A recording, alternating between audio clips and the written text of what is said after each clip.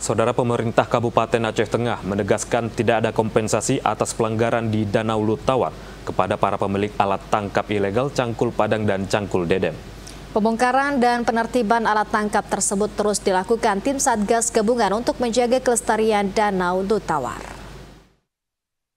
Sejumlah tim gabungan melakukan penertiban alat tangkap Cangkul Padang dan Cangkul Dedem di Danau Lut Tawar, yang merupakan alat tangkap ilegal karena dapat merusak habitat ikan dan ekosistem danau. Apalagi Danau Lut Tawar ditetapkan sebagai kawasan strategis nasional melalui Peraturan Presiden Nomor 12 Tahun 2025 dan masuk dalam RPJMN 2025 hingga 2029 untuk revitalisasi.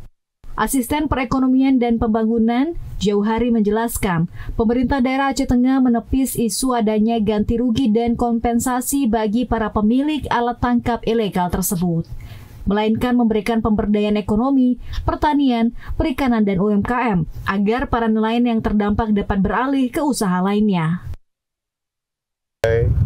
Dari hasil rapat terakhir tentang tata cara teknis penertiban, dan kita tidak bisa mundur. Ini demi menjaga legalitas, terutama Peraturan Presiden Nomor 12 Tahun 2025 tentang RPJMNAS. Nah, jadi kita tetap laksanakan.